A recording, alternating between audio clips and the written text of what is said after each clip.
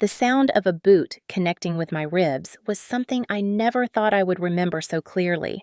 It was not just the crack that echoed through my body, but the way the air left my lungs all at once. For a moment, I could not even scream. I folded over, gasping, my chest burning with white-hot pain. I was only 25 years old, but in that instant I felt twice my age, fragile and breakable like a doll that had been thrown against a wall too many times. My stepfather, Harold Carter, stood over me, his face red and twisted with rage. His voice roared down at me, the words searing into my ears. "Respect me." That was all he said, but it landed heavier than his boot. I tasted blood in my mouth as I tried to drag air back into my lungs. I looked to the side, desperate for help, but my mother Donna sat stiff in her chair, her face frozen, hands clenched in her lap. She did not move. She did not even blink. My stepsister Madison leaned against the doorway, arms crossed, smirking like this was nothing more than a family argument gone too far. Neither of them reached for me. Neither of them shouted at Harold to stop. I realized in that moment that I was utterly alone in this house, even though it was full of people who were supposed to protect me. The pain sharpened as I tried to roll onto my side. Breathing felt like swallowing glass. My vision blurred around the edges. The sound of Harold pacing across the wooden floorboards was like thunder. He muttered to himself, repeating the same words, demanding respect, demanding obedience, as if breaking my ribs was the only way to get it. I wanted to cry, but my tears felt trapped inside, stuck somewhere between fear and rage. Through the haze, I became aware of another sound, a knock at the door. At first faint, then louder, more urgent. The voice of our neighbor Evelyn carried through the night air. "Clara, are you okay?" The banging grew harder. I wanted to call out to her to beg her not to leave, but all that came out of my mouth was a choked whimper. Harold froze for a second, his head snapping toward the door. Then he growled, "Stay quiet." His eyes locked onto mine, and the threat was clear. If I said a word, there would be worse waiting for me. Donna rose slowly, smoothing her skirt, and walked toward the door. She opened it only a crack, her body blocking Evelyn's view. "Everything is fine," she said in a too-sweet voice. Clara tripped. "She is clumsy. Just a little accident." My heart hammered in my chest. I wanted to scream that it was not an accident. I wanted to grab Evelyn's hand and never let go. But fear weighed heavier than broken ribs. Evelyn's voice sharpened. "I heard something." "That did not sound like a fall." Donna chuckled, a hollow sound. "You know how dramatic Clara can be." Harold stood a few feet behind her, arms crossed, his glare burning into me like fire. I swallowed my words and nodded weakly from the floor when Evelyn craned her neck to look past my mother. I mouthed the word accident, forcing the lie because I was terrified of what would happen the second the door shut again.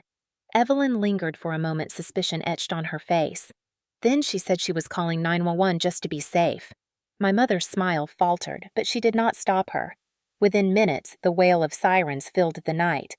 Harold cursed under his breath, pacing like a caged animal. Madison disappeared into her room, slamming the door behind her, leaving me sprawled on the floor with pain radiating through every nerve. When the door burst open again, it was not Evelyn but two EMTs in Navy uniforms carrying medical bags, followed by two uniformed police officers. Their flashlights swept across the room, catching me curled up, gasping, my shirt stained with blood where it had seeped from my mouth. One EMT crouched beside me instantly, his voice calm and professional. "Try not to move. We are going to help you breathe." I flinched when his hands touched my side, the agony sharp enough to make me cry out. The officers asked questions quickly. What happened here? Did she fall? Did someone hit her? My mother's voice floated through the haze. She tripped over the rug. "She is clumsy." She fell against the table. I could feel Harold's gaze drilling into me from across the room. I knew if I said his name right there, if I whispered the truth, he would make me pay the moment these people left. Fear was a chain around my throat. So I nodded weakly, echoing my mother's lie. "Accident." The EMTs exchanged looks but said nothing. They slid a board under me, carefully strapping me down, placing an oxygen mask over my face. Every bump on the way to the stretcher made the pain flare white hot. As they carried me past Evelyn, who stood on the porch, I saw her eyes wide with worry. She touched my hand lightly and whispered, "I saw more than they think. Hang on, Clara. You are not alone." For the first time that night, a flicker of hope sparked in my chest. It was tiny, fragile, but it was there. Even as the ambulance doors slammed shut, even as Harold's shadow loomed in the doorway of the house, glowering at me like a predator who had been denied his prize, I clung to that spark. Inside the ambulance, the EMT worked quickly, checking my vitals, pressing gently against my ribs, wincing when I cried out. "Possible fractures," he told his partner. "We need X-rays." My body shivered despite the warm blanket they draped over me. My mind was a storm of questions. How long could I keep pretending? How much longer before I broke completely? The sirens wailed as we sped through the streets, but underneath the fear and the pain, Evelyn's words echoed in my mind. "I saw more than they think." That meant evidence. That meant the possibility that Harold's lies would not hold forever. I closed my eyes against the bright ambulance lights. My chest throbbed with every shallow breath. I had no idea what tomorrow would bring, but in that moment, as the pain pulled me toward unconsciousness, I understood that something had shifted. The chain of silence had cracked just a little, and once a crack appears, it can grow. I drifted into darkness with one final thought. "Respect me," Harold had said. But maybe the time had finally come for me to respect myself, even if I had to crawl through fire to do it. I was not always this broken. There was a time when life seemed simple, though short-lived, before my father died. I was only 7 when the heart attack struck him down in the middle of a workday. One moment, he was a sturdy presence in my world, the next, he was gone, and all that was left were photographs and a silence at the dinner table that never healed. My mother, Donna, could not handle being alone, or maybe she could not handle the financial struggle that came with raising a child on her own. Within 2 years, she remarried Harold Carter, a man who looked strong, spoke with authority, and convinced everyone at church he was a gift from God. At first, I believed him too. He would pat me on the head, call me kiddo, and bring flowers for my mother, but the warmth was only for show. Once the doors closed and the curtains were drawn, his voice hardened, his temper flared, and slowly, the house that should have been a place of safety became a prison cell. Harold insisted on controlling every detail of our lives. He took over the finances, immediately setting up joint accounts that my mother no longer had access to. He locked important papers away in a metal cabinet. Even my birth certificate and school records disappeared into his drawer. I did not understand it at first, but I realized later that he was building a system where he owned every piece of me. My mother accepted it without complaint. She said it was easier to let a man lead, that Harold knew best. I watched her shrink into herself, becoming more obedient every day. When I was 10, she gave birth to Madison, my half-sister. From the moment Madison was born, Harold treated her like a princess. She got the best clothes, the newest toys, every ounce of attention he could spare. Meanwhile, I was told I was lucky to have a roof over my head.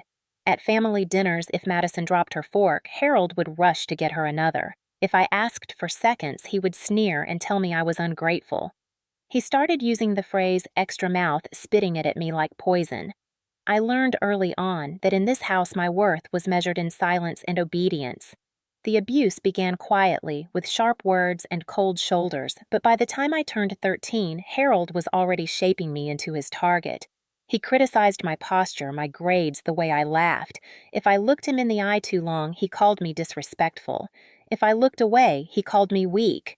My mother never stepped between us.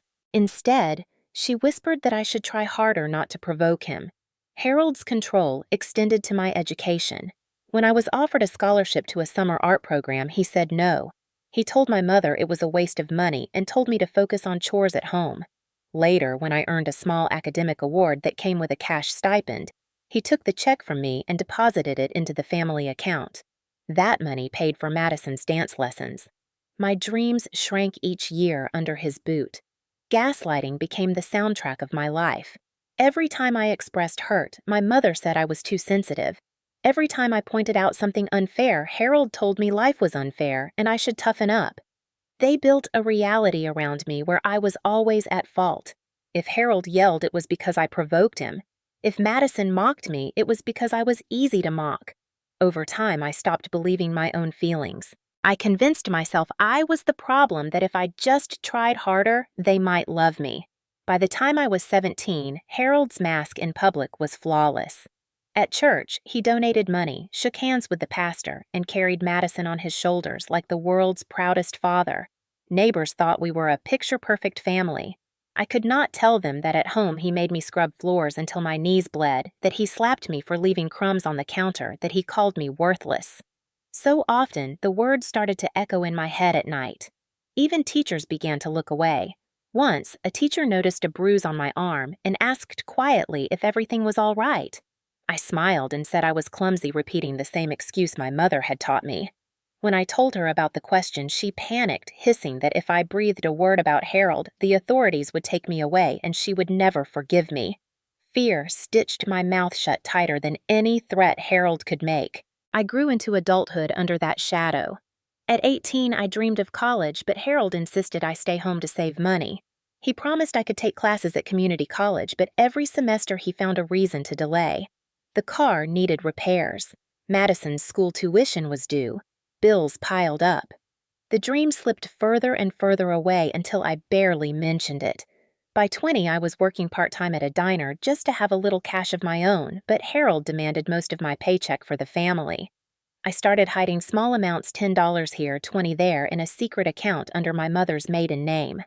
I did not even know why I did it then, except that some instinct whispered I might need it one day to survive. Through it all, my mother remained silent. She never raised a hand against me, but her silence cut deeper than Harold's strikes.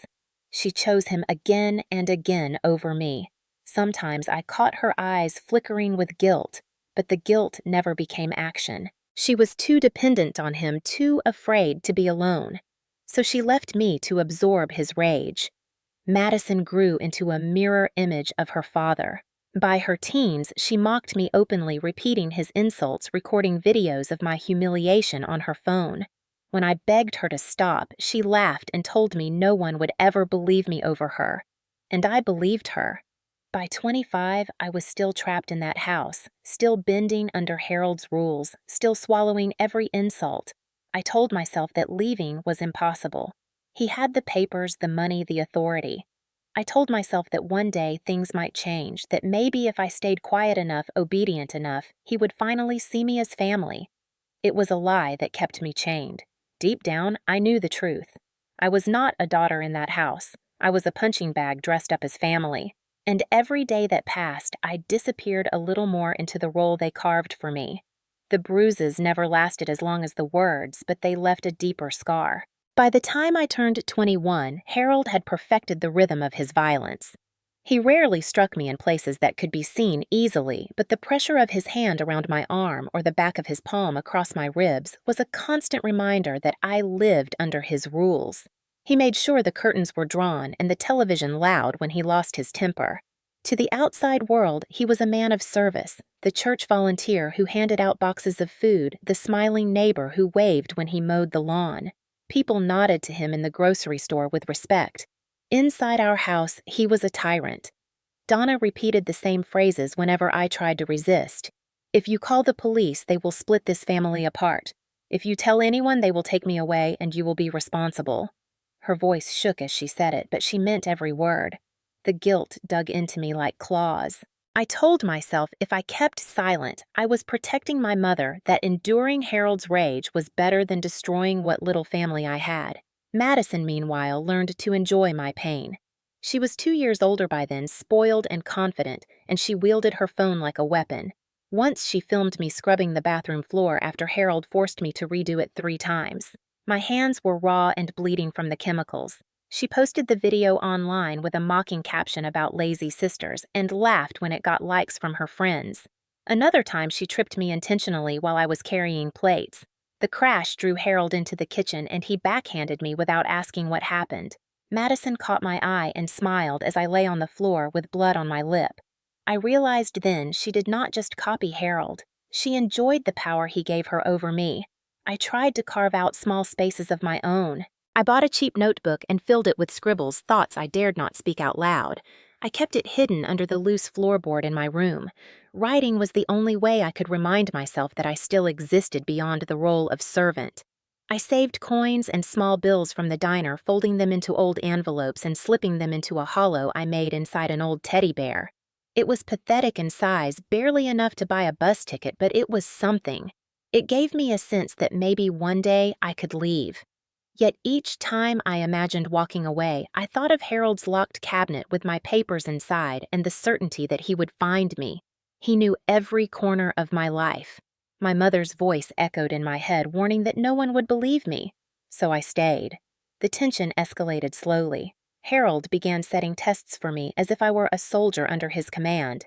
If I missed a spot cleaning, he would make me redo the entire room on my knees. If I spoke at the wrong time during dinner, he slammed his fist on the table and demanded silence. He told me I was nothing without his roof and his food. He said I owed him respect for keeping me alive. I learned to read the signals in his face, the twitch of his jaw, the narrowing of his eyes.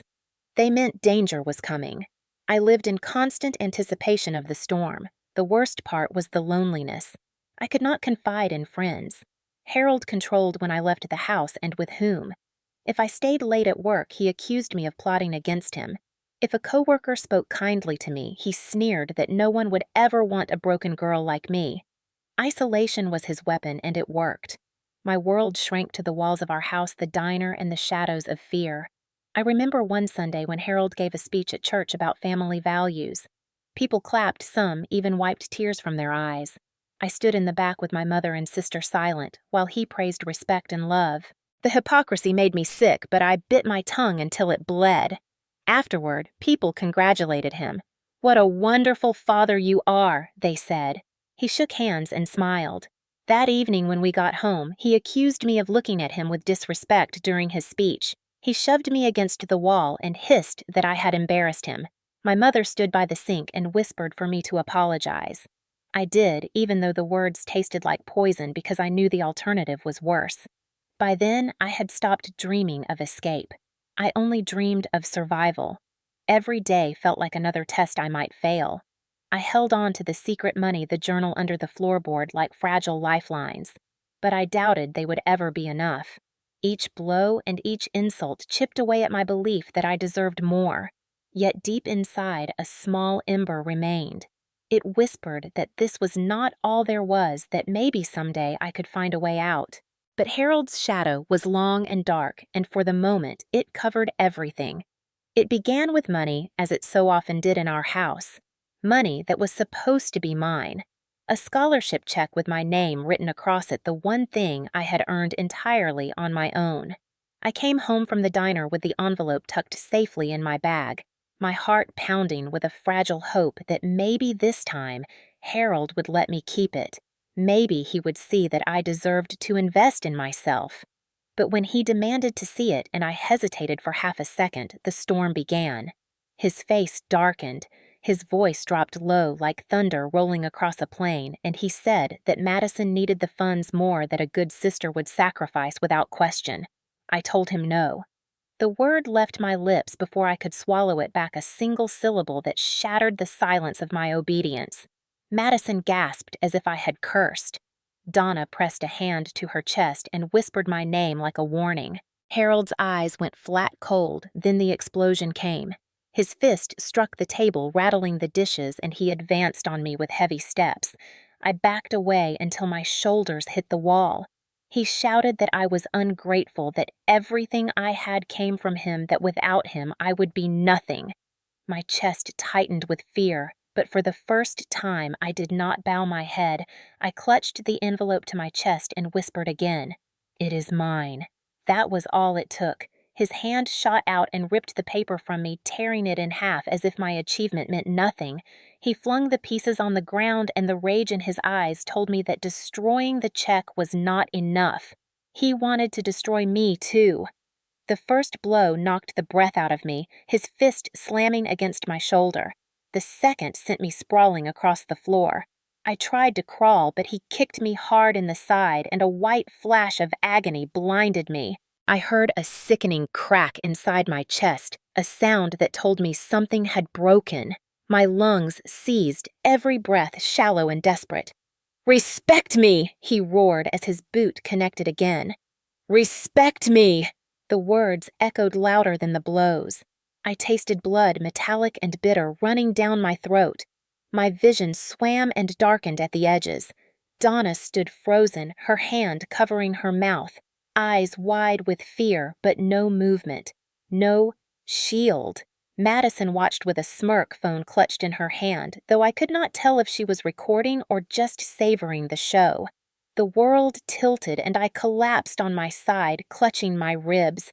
The pain was unbearable sharp every time I tried to breathe, like knives sliding between my bones. I begged silently for it to stop, for him to walk away, but Harold crouched down beside me, his voice a growl in my ear. "You will learn. You will obey." Then he shoved me back to the ground. The last thing I remember before darkness pulled me under was the sound of Evelyn's dog barking outside and her voice faintly calling my name. I woke briefly to chaos. Flashlights, the hurried voices of paramedics, the cool air of the night as they lifted me onto a stretcher. Donna's voice floated near them saying, "Accident, accident." She fell while Harold loomed behind her, silent but menacing. I tried to speak, but the mask over my face muffled me and pain dragged me back into unconsciousness. What none of them knew, not even Harold, was that Evelyn's camera had caught everything. Her security light had been triggered by the shouting, and her system had recorded the scene through the open curtains. The lens had captured Harold's body, lunging his boot, rising and slamming down my body, curling in defense. The microphone had caught his roar, "Respect me," clear and undeniable. That video would become the piece of truth no one could erase, but in that moment, I was just a broken girl being wheeled into the night. The sirens wailed as the ambulance carried me away. I drifted in and out of consciousness, catching fragments of conversation, possible fractures, internal bleeding. "Get her stable." Each word blurred into the next. I thought of the envelope torn in half, the dream shredded. But mostly, I thought of how easy it had been for them to stand and watch my own mother. Frozen, my sister entertained, and I wondered if survival even mattered when love had already been denied me. Darkness swallowed me again, heavy and merciful, but somewhere in the shadows I clung to the faint knowledge that Evelyn had seen more than they realized, and for the first time in years, there might be proof strong enough to tear through Harold's lies. When I opened my eyes again, the ceiling above me was bright white. The hum of machines surrounding me, and a dull ache pulsing through my chest with every breath. I tried to move, but a stabbing pain forced a groan from my lips. A nurse leaned over, quickly adjusting something at my side, her voice calm and firm, telling me not to move, telling me I was safe. Safe. The word felt foreign. My ribs were bound tightly, bandages wrapped around my torso, and an IV fed into my arm. For a moment, I thought maybe it had all been a nightmare, but then I caught sight of the bruises darkening my arms, and the memory came flooding back like a floodgate had been opened. Harold's boot, his voice, "Respect me." My eyes filled with tears. The nurse asked gently what had happened if someone had hurt me. I shook my head quickly, fear clamping down like a vice, and whispered that it was just an accident, just a fall. She did not look convinced. Later, a doctor came older and serious, explaining the damage in clinical terms. Several cracked ribs, internal bruising, and signs of previous injuries that had healed improperly. His eyes lingered on me with a mixture of pity and frustration. He told me he was obligated to file a report because the injuries did not match a simple fall. It was hospital policy in cases where domestic violence was suspected. My heart pounded. I nodded, but inside I felt the ground slipping away, knowing Harold would find a way to twist this. Soon, 2 officers arrived at my bedside, not the ones from the house, but detectives in plain clothes. They asked if I felt safe if someone had attacked me, if my stepfather was responsible. I wanted to scream, yes! I wanted to point at Harold's face in my memory and tell them to lock him up forever, but the image of his glare froze me. I remembered Donna's whisper that the family would be destroyed if I spoke. I remembered Madison's laughter. I lowered my eyes and repeated the lie. I tripped. I fell. They exchanged looks writing in their notebooks, but they did not push. They said they would keep the file open, that if I changed my mind, I could call any time. Then they left me with my silence. Hours passed. Pain medication blurred the edges of reality. I drifted in and out until a familiar voice stirred me awake. Evelyn stood at the foot of my bed, her eyes full of worry. She looked at me like I was her own daughter. She said she knew it was not an accident, that she had seen more than I thought. My chest tightened. She leaned closer and whispered that her security camera had recorded part of it. She told me I was not crazy, not alone, and that there was proof. Tears slid down my cheeks. For the first time, I felt a sliver of hope, fragile but real. Soon after Evelyn left, another figure appeared in the doorway. At first, I thought I was hallucinating. Ethan Ward, my old boyfriend from high school, the boy I once dreamed of running away with. We had not spoken in years. He looked older, steadier, his eyes wide with shock as he took in my battered body. Evelyn had called him, told him what happened. He sat down beside me, voice breaking, as he asked how I could have lived like this for so long. I turned my face away ashamed. He did not press. He just sat there, his hand resting gently over mine, and for a moment I let myself remember what it felt like to be cared for. The next morning, Evelyn returned with coffee and determination. She said she had already handed the video to the police. My stomach flipped with fear, but she reassured me. This time, Harold would not be able to hide behind lies. The system might move slowly, she said, but it had started moving. Still, I felt doubt coil inside me. Harold was clever. Donna loyal, Madison cruel. I could already imagine them twisting the story. But Evelyn's presence, Ethan's quiet support, and the firm gaze of the nurse who refused to treat me like just another broken girl all planted seeds inside me. Seeds of something I thought I had lost long ago. The possibility that I could fight back. As the days passed, I healed slowly, though every movement reminded me of what Harold had done. Nights were the hardest. I would close my eyes and hear his roar, feel the crack of his boot again. Panic jolted me awake, heart-racing lungs tight. Nurses comforted me, one even telling me that trauma takes time, but it does not define who I am. I wanted to believe her. By the end of the week, the pain dulled slightly, and though fear lingered, I no longer felt completely alone. Evelyn promised she would testify. Ethan promised he would stand by me. The doctor promised he would not let the case be brushed aside. For the first time in years, I felt the faintest shift inside my chest. It was not victory yet. It was not freedom, but it was a step. And in that sterile hospital room, surrounded by strangers who seemed to care more than my own family ever had, I let myself breathe a little deeper, even though every breath still hurt. The hospital discharged me after nearly 2 weeks, though my ribs were still tender, and every step felt like fire spreading through my chest. They sent me home with medication instructions for rest and a mandatory referral to counseling. In cases flagged as possible domestic violence, the system in America requires victims to meet with a counselor, and though I wanted to refuse, I could not. A social worker met me on my second day back in Donna's house, sitting across from me with kind eyes and a clipboard. She asked questions in a gentle voice about my injuries, about Harold, about whether I felt safe. I shook my head at first, repeating the practiced lies, but her patience chipped away at my walls. Each week I met with her, and each week the truth crept closer to the surface. At night, memories surfaced in sharp flashes. I remembered winters when Harold locked me outside in the cold because I forgot to polish his shoes. I remembered sitting on the porch, shivering, my breath fogging in the air, my fingers numb, while Donna peeked through the curtains but never opened the door. I remembered the time I earned a small award at school and came home excited only for Harold to snatch the certificate from my hands and tear it in two, saying it was meaningless without his permission. I remembered the way Madison laughed when he humiliated me, capturing my tears on her phone.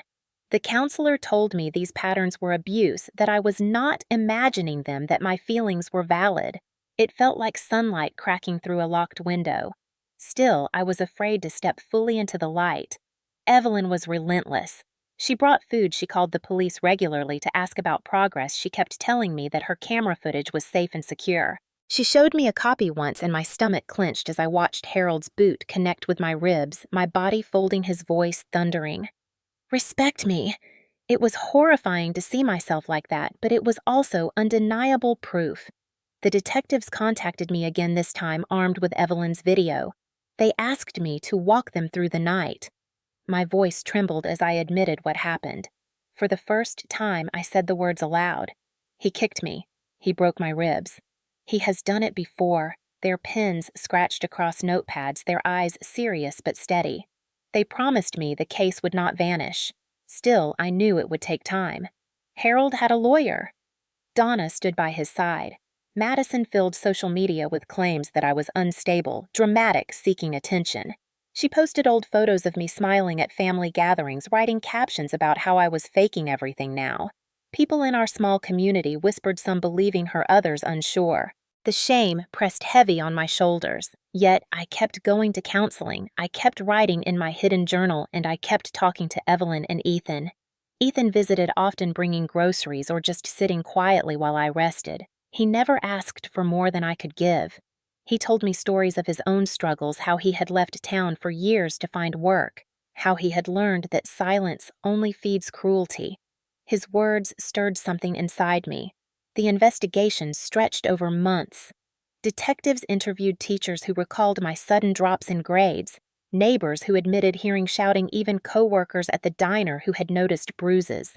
Slowly, a picture built itself piece by piece until it was no longer just my word against Harold's. It was a pattern of evidence. One night, I sat on Evelyn's porch sipping tea, and she looked at me with fierce determination. "You have been fighting alone for too long. Now the fight is shared." Those words stayed with me. I began to believe that maybe, just maybe, I was not doomed to be Harold's victim forever. The weight of years still clung to me. Sometimes I woke drenched in sweat, certain I heard his footsteps in the hall. Sometimes I almost convinced myself to retract my statement to make it easier to stop the pain of waiting. But each time those thoughts rose, I pictured Evelyn's video. I remembered the counselor's voice telling me my pain was real, and I saw Ethan's steady gaze promising that he would not let me fall alone. Bit by bit, I stopped doubting myself. I started to see Harold not as an all-powerful figure, but as a man whose mask was finally cracking. The counselor asked me once what I wanted if the case succeeded. I thought long and hard before answering. "I want to breathe without fear," I said. "I want to live without waiting for the next blow." She smiled softly and told me that was possible.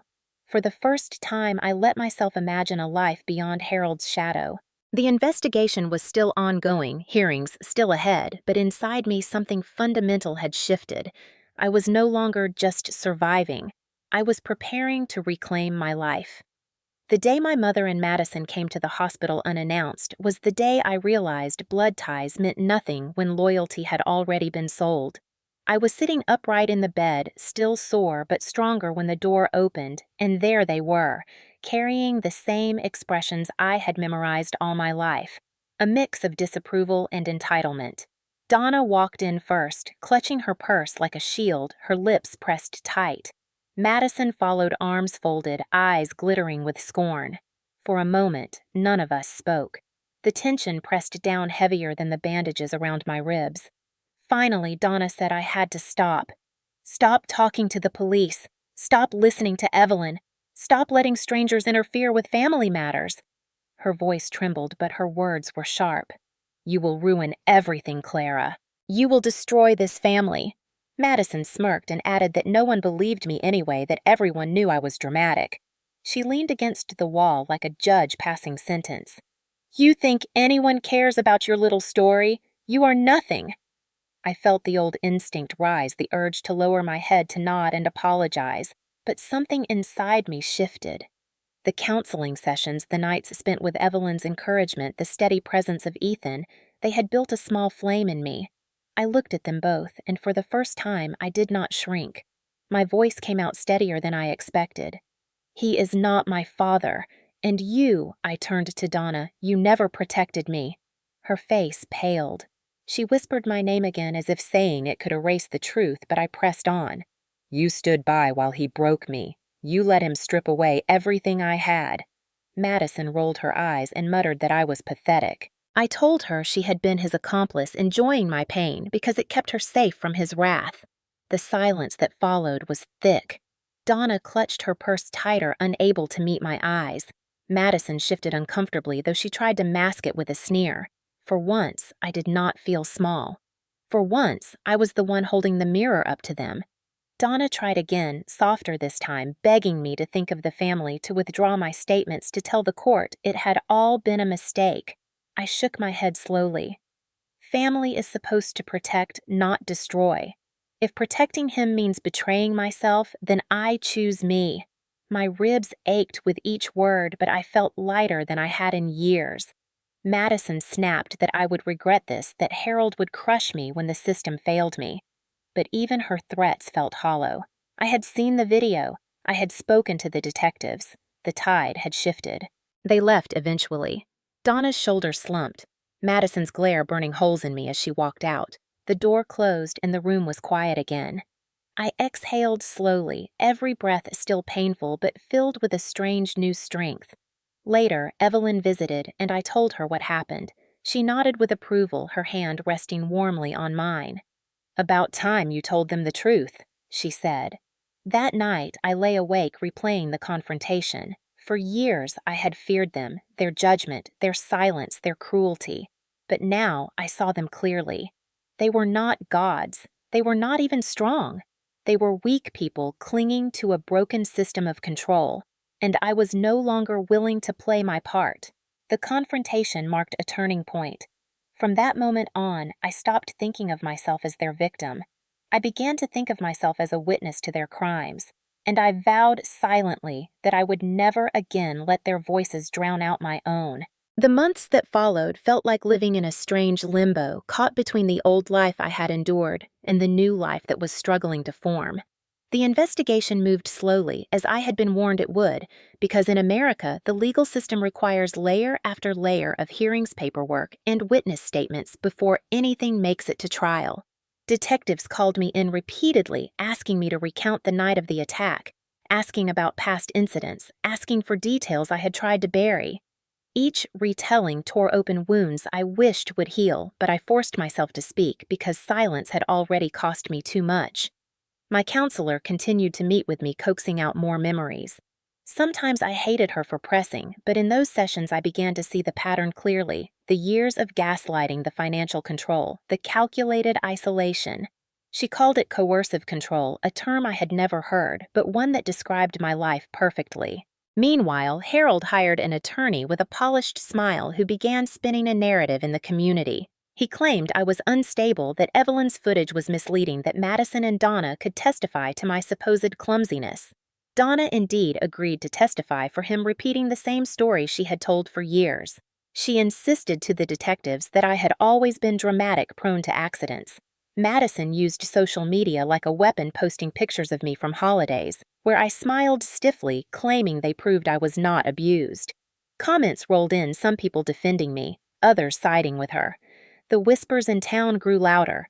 At church, Harold returned with his chin high, shaking hands as if nothing had happened. People looked at me with suspicion when I passed them on the street. It stung, but Evelyn reminded me that truth takes time to carve through lies. The detectives encouraged me too, saying the video carried weight no denial could erase. Still, the weight was grueling.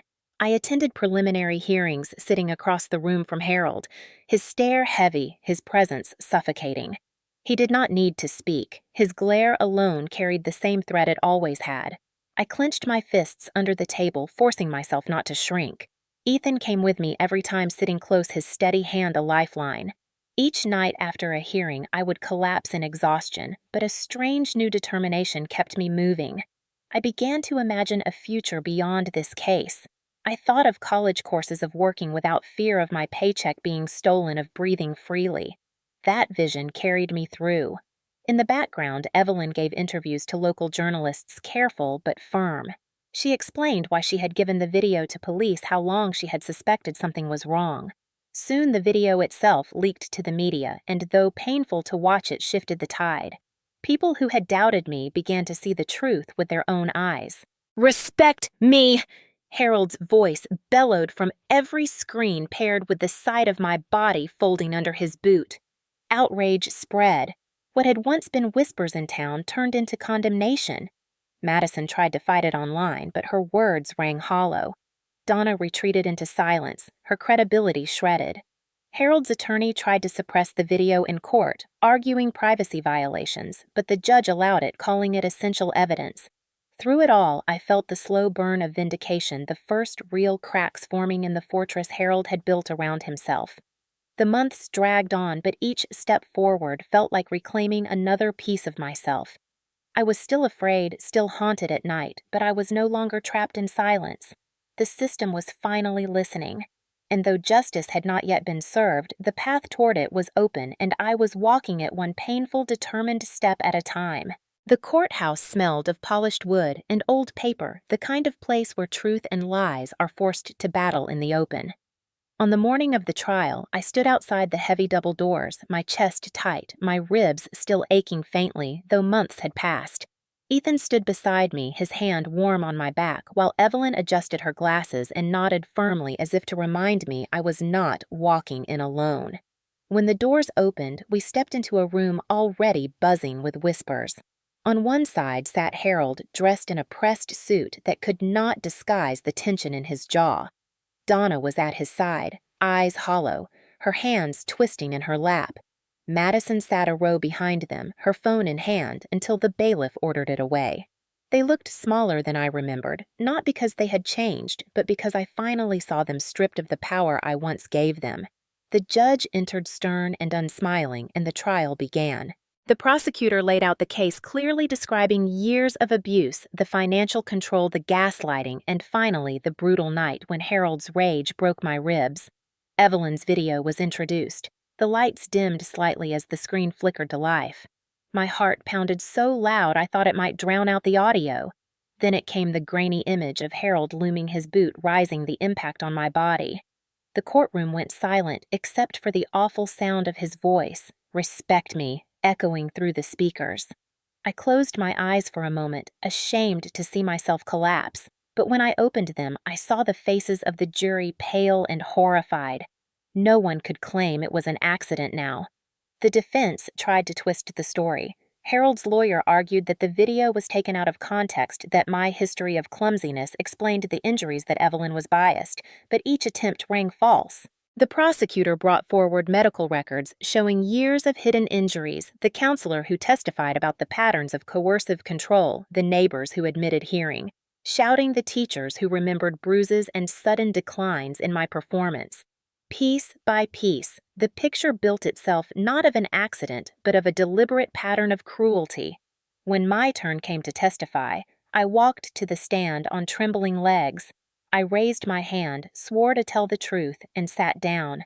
My voice shook at first, but then steadied as I recounted the night, the years leading up to it, the silence I had kept out of fear. I told them about being locked outside in the cold, about losing my scholarship money, about the humiliation that Madison filmed, about my mother's refusal to intervene. I told them how Harold's control had seeped into every corner of my life until I believed I was nothing. As I spoke, I felt the weight lifting, not completely, but enough that I could breathe. The judge watched intently, the jury leaned forward, the prosecutor guided me gently, and when I finished, the room was so quiet it felt like the air itself had stilled. The defense attempted to break me on cross-examination, asking why I had stayed, why I had not spoken up sooner. I answered with the truth. Because fear is stronger than logic. Because when the people who are supposed to love you tell you it is your fault, you believe them. Because silence becomes a prison that convinces you escape is impossible. My words wavered, but they were real, and I saw recognition flicker in the eyes of more than one juror. When I stepped down, Ethan squeezed my hand, pride shining in his eyes. The trial stretched for days, each side presenting witnesses, each moment heavy with tension, but the video hung over everything. No argument could erase it. When closing arguments ended, the jury left to deliberate. Hours passed like days. Finally, they returned. The verdict was read. Guilty on multiple counts of aggravated assault and domestic battery. The gavel struck. Harold's mask cracked at last. His shoulders slumped. His eyes darted to Donna, but she looked away. Madison shifted uncomfortably, her bravado gone. For the first time in my life, I saw Harold without power, just a man shackled by his own violence. The judge delivered the sentence years in prison, mandatory counseling, a record that would follow him forever. Donna was ordered into counseling for enabling. Madison faced the collapse of her reputation. As the bailiff led Harold away, I felt something I had never felt before. Relief. The weight of years pressed lighter on my chest. I had faced him in public, I had spoken the truth, and the world had finally listened. When the trial ended and Harold was led away in chains, I expected to feel triumph. But what I felt instead was a deep quiet, a silence inside me that I had not known since I was a child. The courthouse emptied slowly, reporters clustering near the steps outside, their voices calling my name, but I ignored them. I walked past the flashing cameras with Ethan at my side, and Evelyn close behind my feet, light in a way they had never been before. For once, I was not dragging chains of fear with every step. Harold was sentenced to years in prison, a place where his roar of respect would echo against walls that cared nothing for his demands. Donna tried to reach out weeks later, calling my phone late at night, begging for forgiveness, but I let the call go unanswered. She came once to the diner where I had returned to work part-time, her face drawn and older, her hands trembling as she tried to explain that she had been scared too, that she had believed she was protecting us by staying silent. I looked at her and saw not a mother but a woman who had chosen cowardice again and again until it became her only language. I told her softly but firmly that I could not forgive, not now, maybe not ever. She wept and left, and I felt no guilt, only a sense of finality. Madison disappeared from the community after her online tirades backfired. Employers refused to hire her friends, cut her off, and her once smug confidence shattered under the weight of isolation. I did not celebrate her downfall, but I also did not mourn it. She had played her part in my destruction, and the consequences were hers to bear. My focus turned inward. Healing was not sudden. It was slow, painful, and uneven. Some mornings I woke with panic squeezing my chest, certain I could still hear Harold's boots in the hallway. Some nights I dreamed of his voice booming "Respect me" until I jolted awake in sweat. But each day I practiced choosing life over fear. I attended therapy not because the court required it, but because I wanted to rebuild myself. I began classes again using funds from a scholarship program for survivors of domestic violence. Sitting in classrooms filled with young voices made me feel both out of place and alive. I was reclaiming a future Harold had tried to steal. Ethan stayed near, never pushing, simply offering presence. We walked along the shore on evenings when my chest hurt from the weight of memories. He told me that healing was not about forgetting, but about refusing to let pain define the future. His words sank deep. Evelyn remained my guardian angel. She checked in, often dropping off meals, knitting scarves, reminding me that community could be family too. I began writing about my experiences, first in private journals, then in a blog. I did not expect anyone to read, but soon comments appeared, especially from women my mother's age and older. They wrote about their own hidden scars, about husbands who demanded silence, about families who turned away. They thanked me for putting into words what they had buried. I realized my story had become more than survival. It had become a light for others stumbling through the dark. Months later, I returned to the courthouse not as a victim, but as a speaker at a local awareness event. I stood in the same hallway where I once trembled, and this time I spoke with strength. I told the audience that healing is possible, that silence is not safety, that respect begins with ourselves. Reporters covered the event, and for once, my name was not tied to shame, but to resilience. On the anniversary of the night Harold broke my ribs, I went to the beach alone. The sun was setting, painting the water gold.